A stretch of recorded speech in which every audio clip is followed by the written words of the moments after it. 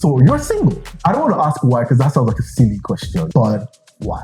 I feel like we're so obsessed with other people's relationships. None of your business. This who you are dating. Here's a front. Let's go. So I think people should just respect other people's relationship status and not be watching.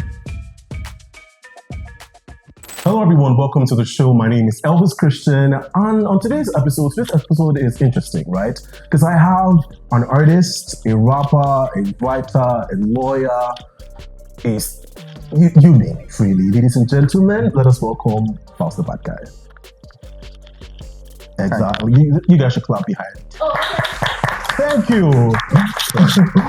All right. So coming on the show, I already told you, I really wanted to get this. Because I feel like you're bringing that chord list that my dad, my mom used to, we're bringing all the back. Try to find it, didn't get it, but you look good. Thank you, appreciate it. What is this new era you're entering? Try to enter into the spirit of music. I've dropped the feast, and on the feast, the track that really captures the vibe of a feast in an African setting, of course, is no less. And it just feels like an oasis. And that the most raw form of that swag is that lace drip, man. I agree. So I've just kind of entered into that and just tried to finesse it and fashionize it, like a modern version of it in the coolest ways possible. All right. So let's take a walk back a little bit before it will come to now, right? So your career started with, at least on what we see online, it started with a boy band. Right, you started making music with a group of guys in school. Okay, yeah. So how did you find the music? How did you find the art? I mean, my hobby started with that. Of course, I wasn't, in mainstream artistry as far back as that. That was just, initial days, me finding music, me finding the hobby. I was in school. I was like SS1 at the time, and one of my guys was doing. I was like, bro, let's do this. Let's form a group, and we did that. We started rapping within school, and since then I just never looked back. So now, with that, you come from a long list of iconic lawyers in Nigeria. You're a lawyer yourself, right? Did you at some point feel like I'm going against the grain? I'm doing something. Should I be doing this? Because I don't know about. Of course, we have millennials now and Gen Zs who are parents now. Have different perspectives, right? Because I know if my dad was a lawyer, but as a businessman, was a lawyer, my mom is a lawyer, my sister's lawyer, brother lawyer, and I could wake up in the morning, I was like, so I think it's music I want to do. I can imagine the backlash I would get, right? So did you at any point feel that, even if you didn't get it from them, did you feel it at some point? So I didn't feel it really entirely because of the fact that I was consistent with studying and education. And that was still very much ongoing. I was still going to law school. I was still about to be called to the bar, even though I was still doing all this. So when I was eventually called to the bar, I was like, yeah, I have this. So I didn't go against it. Going against the grain is like not doing it all. Exactly. In that time would have been, I'm dropping out. Hey, you want to be a dropout? Yeah, that is against it. Yeah. So I didn't drop out. I think that was what helped all the while. So it didn't feel like I was going against the grain.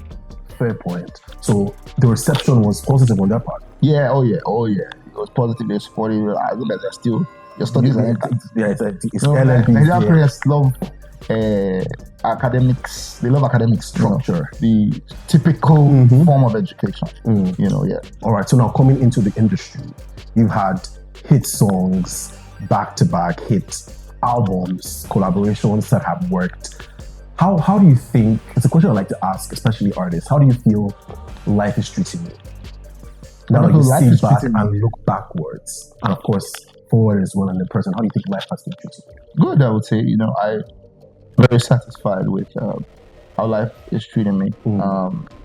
I think I'm doing well. I think I've been able to establish myself as an icon. And I really would like to just keep on pushing that. What is important to me is legacy, a legacy of impact, a legacy of influence, positive influence. And that's what I'm just always heading towards. All right, so now piggybacking on the word legacy, right? Because whenever we do things in the present, right, we're always often trying to leave like footsteps in the sand as we walk, right? What do you think? Of course, you said positive influence and all of that. What do you think your legacy would be? Or is this something you're thinking about? Because I've had conversations with people where they feel like I'm not particularly concerned about my legacy. When I'm gone, it will speak for itself. Is that the situation with you? Yeah, I think, like I just said, legacy is important to me. I'm concerned. No, I won't use the word concern. Yeah. No, I won't use the word concern. I'm particularly interested in how I'm remembered. And like I said, I would like for it to be a legacy of impact, a legacy of influence, positive influence. I would like to be remembered as an icon, as a culture shaper, a culture custodian, someone that influenced culture. And yeah, man. All right. So talking about being a cultural custodian, you're someone who's also known for his activism. You're barely ever silent when it comes to things happening in society, right? And on the other hand, right, another school of thought or perspective will always argue that when artists, delve into social issues or activism, they lose the entertainment factor. Is this something you have heard first or believe in? Or what are your musings on the journey? It sounds like a WAEC question, but I think it's an excuse. I think it's jargons. I think it's bullshit. If you ask me, I think everyone in Nigeria should be an activist. With what we are going through, there's a lot to be activating. But the thing with us, we always look for excuses, man. We always run away from what we should be doing. And how long are we gonna keep on running away from? Everything that we do, everything that we posture as, these people that are so fun-loving, so this, so that. Yeah, we are, but in actual fact, it's a mask. There's so much shit that we're going through. I'm going to continue running away from that, saying, come on, man. All the excuses, a lot of bollocks. When we sit down, realize where we are for real, and realize we can't keep on running away. Then we will wake up. I wait for that. All right. That was actually very... I get the perspective of it being an excuse. Because people saying that you're still very, very, very entertaining. The art is still as raw as, honest. You understand, as it has always been. And the voice, echoing the ills of society is still as sharp as it used to be. So you can actually play both hands. Of course. And play it fantastically. Of course. That's an excuse. Like I said, people want to run away, Listen to The Feast. The Feast is deeply conscious. I did. But it's a beautiful, sonically delicious body of work. I like it when artists speak boastfully of their own work. No, I know, but I know what you show me. You show me that. All right, so let's move to The Feast now. I was listening to it as it dropped. I was listening to it, and I like to listen to songs with lyrics. It sounds very pretentious, very so ethical of me, but I like to listen to music and also especially when it's rap. So I like to the way you looked at me now. No. I wasn't going to say it's not ethical. Oh, okay. There's nothing wrong with that. People say it. I know a lot of people that do that. Yeah. They want to follow. Yeah. I know especially when it's fast. I don't know what this guy is actually saying. Right? There's one thing you said that I have a bone to pick with. Okay. Yeah. It paid me small. You Okay. said, should we see as a setting day, you see as they be, don't bring your girl to the concert. Why shouldn't I bring my girlfriend to your concert? First, I don't have. But why shouldn't I bring my girl to your concert? I'm just trying to say, if you did have, damn, you brought her to the concert. Oh, damn. I knew that shit. I knew hypothetically speaking, let's say you did have a girlfriend and you decided to bring her to the concert.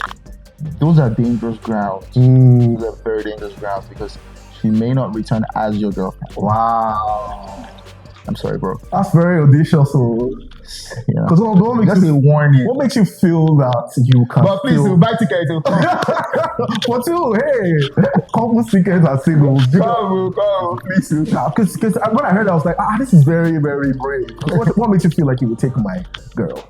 It's just, you just know. You just know, see, you're right. He did. Alright, so let's talk about The Feast now. Why was it called The Feast? Because I saw I think you were giving like vote of thanks or something like that at the listening party. Got a bunch of people on the table. I wasn't invited, but that's a conversation for another day, right? So I want you to walk me through picking that name. The Feast, because it feels like a huge meal of different flavors. True. You know, huge meal of different flavors, different components, different styles and genres, different tastes of sounds, different feels of even the collaboration. But also, it's more so a feast in its theme, thematically, and in the messaging. You know, for us, it's us feasting on all the different things that make us unique as a people. You know, I'm talking about even down to what the letters actually mean. F-E-A-S-T. What does it mean? Oh yeah, F for flavors. So all the different flavors of us. So our fashion, our film, our food, our music. E for expressions. So artistic expressions, cultural expressions. So language, nuances. These are things that are peculiar to us. Things that we need to hold dear, because these are the most perfect symbolism of who we are as Africans. A for ancestry.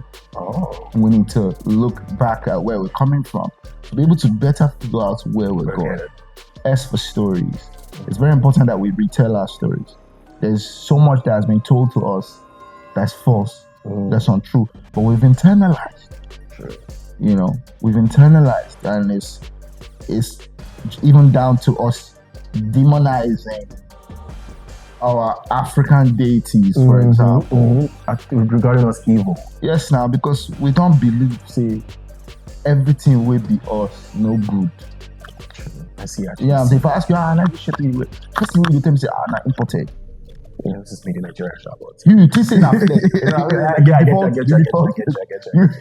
I get great, beautiful. That's great. Because that default person that's saying that is like, but what about the one that you're looking at? You know, sure. I mean, we see that. Yeah, and then T for tribe, because we need to stick together as a community to be able to better figure out where we're going.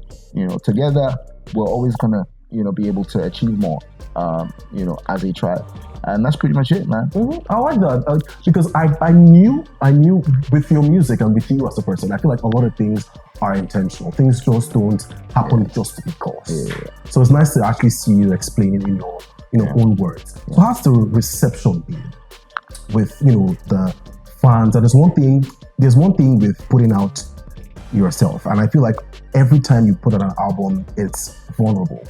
Like you're letting people into something you've been working on for months. And artists tend to feel, personal. Of course. To their work. So the criticisms, even positive and negative feedback, how's it been? It's been pretty good. I would say it's been very, very good. The way that it's been received, I think people have been yearning for a body of work. Last album was 2022. So now this full feast arriving at this time, I think it's very timely. And also the caliber of sounds, man. The quality of music. I think it's what's really, really deeply satisfying to the listeners. So the positive feedback has been really overwhelming. All right, so let's talk about the song that has everyone on their feet, everyone is dancing to it. But I want to do the trend. I think you did it with Lion Wasabi and Fuke Akindele. The moment we saw it, it was like, oh yeah, I knew it was going to go viral first. I knew it was, because it's fun to see people be that playful, right? So let's talk about that song. It's a lead single, right? It's a lead single. Why that song? You already said that. I wanted to say it again. Okay. I would say, it just is that song that captures the essence of a feast in the typical African context. When you think African, when you think feast, you think Owambe. Because we are chowing together, we are celebrating together, we are enjoying together. And that song just embodies that. That song tastes like jollof rice and chicken. It does. I mean, I feel like I get that, right? Yeah. So the album, good positive feedback from the people has been amazing. You know, the whole rollout has been rolling out quite literally. Everyone is trying to buy lace because there's one thing when an album becomes a cultural moment, a pop cultural moment. It has to be backed by something. You understand? Because the music is fantastic. Thank you. So when people start to attach it to fashion, to a feel, because I saw a video of people, I think in the UK doing it. It must feel really nice. It's really exciting to see, man. And you know, like you said, when it becomes something that starts to redefine culture. And you know, like I said earlier on, for me that's the bigger picture, man. You know, being able to define culture, being able to, you know, set trends, but apart from just trends, being able to be substantial with how you impact culture. Right. Man. All right, so let's move away from seriousness. Let's get a little light, right? You are inarguably one of the most eligible bachelors we have in this country. Everyone calls you Pop Daddy, right? My sister is in a soul relationship with you. I'm sure she's probably going to beef me for this. My elder sister is in, I'm sure she probably have messages in your DM, but don't check. Really, don't check. Right, so you're single. Yes, sir. As far as we know, you looked at your ring finger. I don't want to ask why, because that sounds like a silly question, right? But why? Why? Because like I'm sure there's a lot of you get probably a lot of DMs thing. I feel like we're so obsessed with other people's relationships and like love life. That we're always just expecting that even if they did have something, they would be putting it out.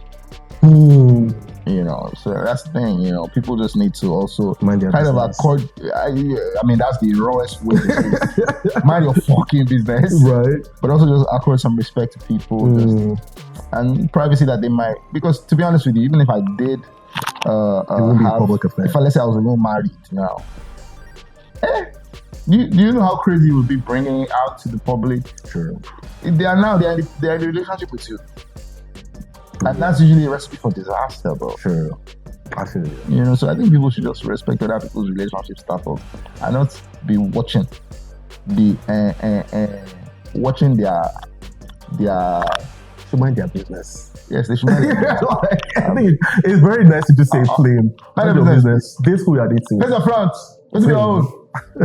All right, so I just remembered actually. This wasn't even part of what I wanted to ask. I remember there was a time you had an injury after the football. Oh yeah. You tore your ACL. Yes, sir. So, not to make light of the situation, it became a meme for me personally. How? Right. So when I think it was a video, it was so serious. It was the first time you didn't, because you have this playful accent you talk with sometime. It was the first time I saw you like serious, and I was like, it was funny to me. So I started doing this when, let's say someone wants to test me, right? So, I'll beat you in FIFA. The next thing I'll say is, you want to see your ACL? Legit. It was very funny to me because I was like, it was weird to see you in such a vulnerable demure. I know we like to we've played with that word so much, but yeah, demure, downcast. Not necessarily downcast, but like you get what I mean. Did you at some point in that period feel like you were missing in the action because you had to recover surgery and all of that? Did you feel like, damn, this is productive time that I would have been doing something else, or was it just something, a different experience for me? No, I think it was very productive time, regardless. I think I needed the downtime. I think it was time to relax and reflect. It was time to pause. You know, it was a forced pause, but I think it was needed. You know, at the time I took the time to really just reflect and just, you know, think about myself, rearrange, re-strategize, and reorganize myself. And for me, it was very good. I was still recording. I was still, I was still writing. It's on your throat. So. You know, so I thought it was very well needed time and productive. Yeah, well, that's a very good way to actually see it, because then I was like, oh damn, this guy probably had an album or a single waiting, then boom, and this happened. But I took my time to just relax and just come back. Be working while I was recovering. You're totally healed. Oh yeah, I can do leg work now. You can do leg work. Would you go back to playing football? Do you still? Yes, I haven't played in a while. I haven't gone back to playing. But very soon. I feel like later on this year I will resume. But it'll be light. Now Right. we play with the senior boys. Like Right, a different age group. Group of men, maybe from 40 and above, with big stomach. And then this one cannot slide tackle. Yeah. I'll play there. All right. So it's been an amazing conversation. Yes, sir. It's been fun having this conversation with you. Of course, the album is amazing, guys. If you've not streamed it, this is your accountability partner telling you should probably go listen. I love the King Madi feature. It was also unexpected. Right, because as a song, I like to play albums in the original order that the artist put it on shuffle. So when she came on, I was like, you understand? So love that. Back to what I was saying, it's an amazing album. You should go listen to it, and let's hear your musings on the album in the comment section. Positive musings, please. Thank you. All right. That's it. Thank you very much.